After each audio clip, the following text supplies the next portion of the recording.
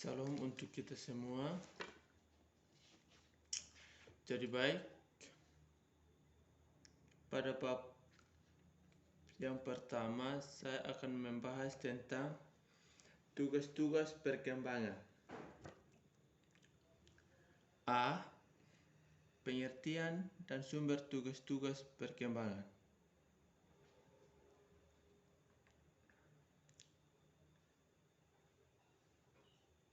Yang pertama, muncul tugas-tugas perkembangan bersumber pada faktor berikutnya. 1. Kematangan fisik. Misalnya, A. Belajar berjalan karena kematangan otot-otot kaki. B. Belajar bertingkah laku, bergaul dengan jenis kelamin yang berbeda pada masa remaja karena kematangan organ-organ seksual. Di poin yang KB, di mana seorang siswa akan bergaul bebas terhadap jenis-jenis kelamin yang berbeda. Contohnya, perempuan dan laki-laki, laki-laki dan perempuan, begitupun sebaliknya laki-laki sesama laki-laki dan sesama perempuan.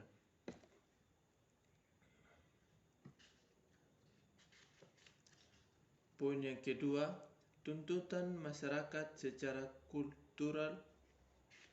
Misalnya, A. Belajar membaca. Di poin yang A, di mana seorang siswa pada usia yang menginjak bangku sekolah SD, dia akan belajar membaca dan terus berlatih hingga sampai dewasa. Yang B. Belajar menulis. C. Belajar menghitung. D. Belajar berorganisasi. Poin yang ketiga, tuntutkan dari dorongan dan cita-cita individu sendiri. Misalnya, memilih pekerjaan. Pada poin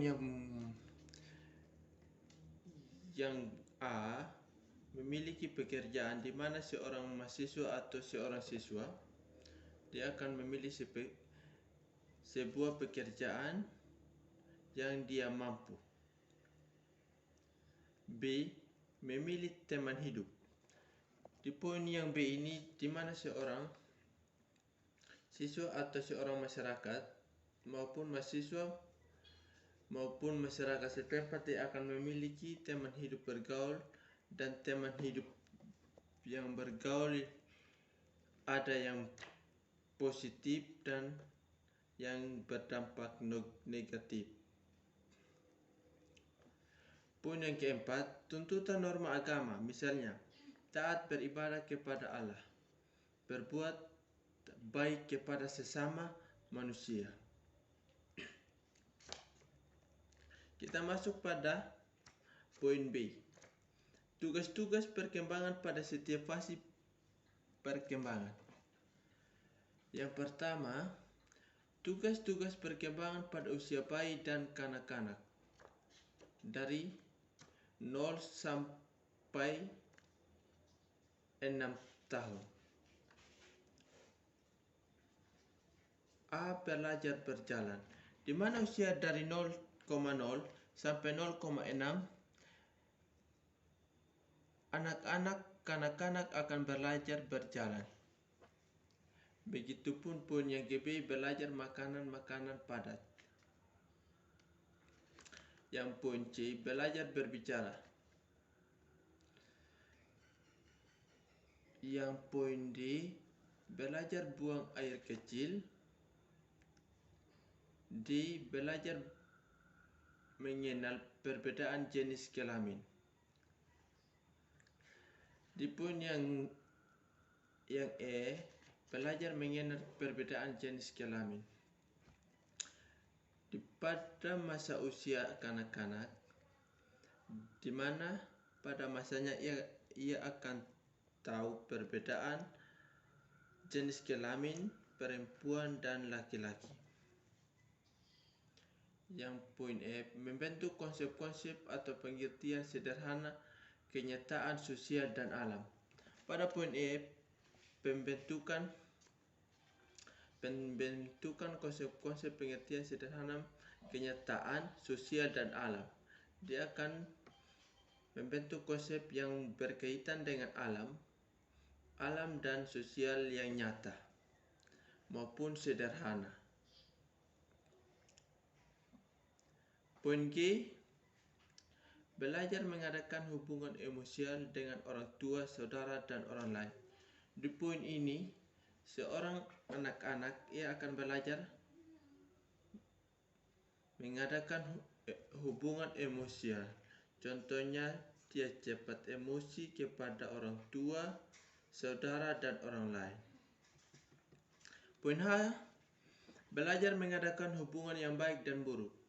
Di poin ini kita akan menjelaskan tentang di mana seorang anak-anak akan belajar mengadakan hubungan yang baik dan ia akan membedakan perbedaan hubungan yang baik kepada keluarga, masyarakat, dan lingkungan setempat, di mana hubungan yang baik dan buruk kepada diri sendiri.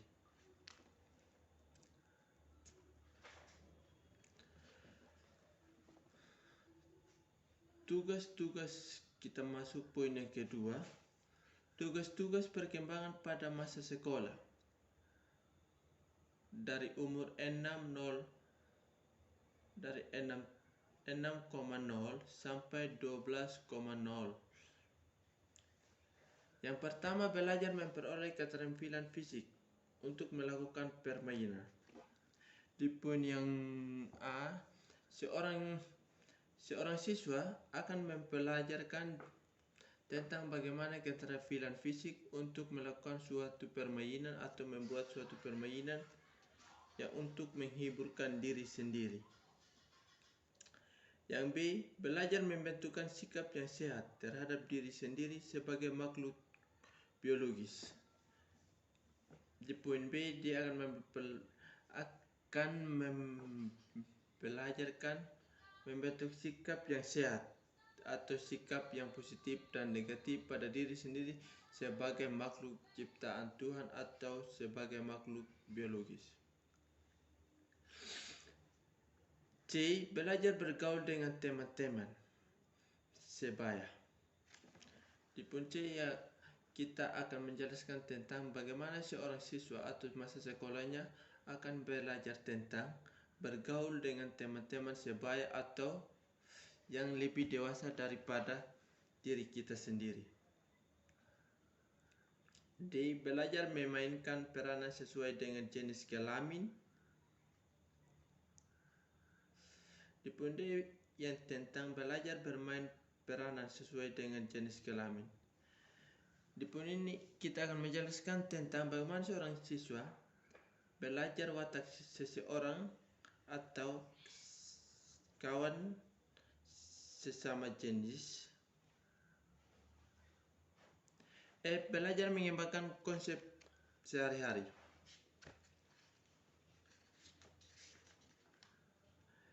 Di poin F, kita akan belajarkan mengembangkan konsep sehari-hari. Contohnya bertukar pendapat kepada kawan-kawan atau konsep-konsep yang berkaitan dengan sekolah atau tugas-tugas maupun tugas-tugas yang berkaitan dengan mata pelajaran. G, mengembangkan kata hati. Di poin G, di mana kita akan menjelaskan tentang pengembangan kata hati, di mana seorang siswa akan membuatkan suatu keputusan yang keluar dari hati yang akan ia pelajari. H, belajar memperoleh kebebasan yang bersifat pribadi. Di poin H, kita akan menjelaskan tentang seorang siswa atau di dalam sekolah kita akan belajar memperoleh kebebasan. Kebebasan itu yang bersifat pribadi, yang berkaitan dengan sifat seseorang untuk membedakan watak seseorang yang positif dan negatif. Yang mengembangkan sikap positif terhadap kelompok sosial dan lembaga-lembaga.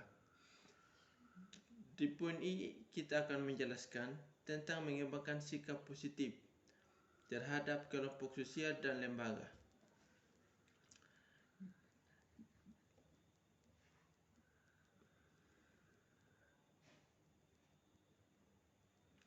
Mungkin inilah hasil materi yang saya bawa.